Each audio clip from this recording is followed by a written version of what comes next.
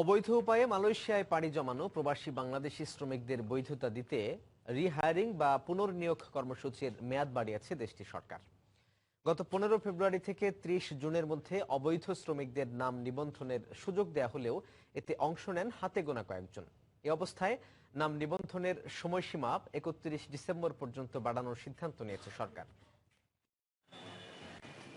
মালয়েশিয়ায় অবস্থানরত বাংলাদেশি শ্রমিকরা তাদের অক্লান্ত পরিশ্রমে দেশের রেমিটেন্সের চাকা সচল রাখলেও আজ তারাই দালালের খপ্পরে পড়ে ভিসা জটিলতায় পার করছেন দুর্বিষহ জীবন। পুলিশের হয়রানি, স্বল্প বেতনে হাড়ভাঙা খাটুনি, সেই সঙ্গে রিঙ্গিতের ধস, সব মিলিয়ে হতাশ খেটে খাওয়া মানুষগুলো। উন্নত চাকরি পাবো, উন্নতভাবে বসবাস করতে পারবো, অনেক টাকা রুজি করতে পারবো, এ তার কবলে পড়ে আমি মালয়েশিয়া আসছি। আসার পরে দেখলাম আমার চাকরি কই আর আমার লেখাপড়া কই। কেউ কাগজপত্র জমা দিছে, কেউ জমা দেয় নাই, এখনো মানুষ আছে দুশ্চিন্তার মাঝে।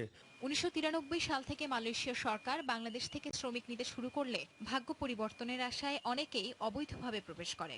4 লাখেরও বেশি অবৈধ বাংলাদেশি শ্রমিকদের বৈধতা দিতে 15 ফেব্রুয়ারি থেকে 30 জুন পর্যন্ত রিহায়ারিং প্রোগ্রাম চালু করা হলেও মাত্র হাতে গোনা কয়েকজন এতে নাম নিবন্ধন করে। এই অবস্থায় নিবন্ধনের মেয়াদ 31 ডিসেম্বর পর্যন্ত বাড়ানো হয়।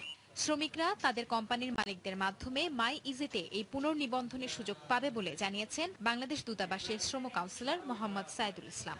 1,34,000 বাংলাদেশি রিহায়ারিং কর্মসূচির অধীনে রেজিস্ট্রিভুক্ত হয়েছে এবং আমরা আশা করছি এরপরে এই ডিসেম্বর পর্যন্ত এর সংখ্যা 2 লক্ষ ছাড়িয়ে যাবে। আমরা বাংলাদেশি কর্মী ভাইয়েরা যারা অবৈধ আছেন তাদেরকে অনুরোধ করবো তারা যেন দ্রুত এই সুযোগটি গ্রহণ করে।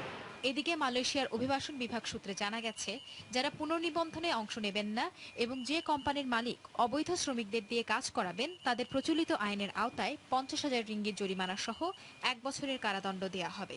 এছাড়া কোনো মালিকপক্ষ যদি 5 জনের বেশি অবৈধ শ্রমিক রাখেন তাহলে 5 বছরের জেল কার্যকর করা হবে।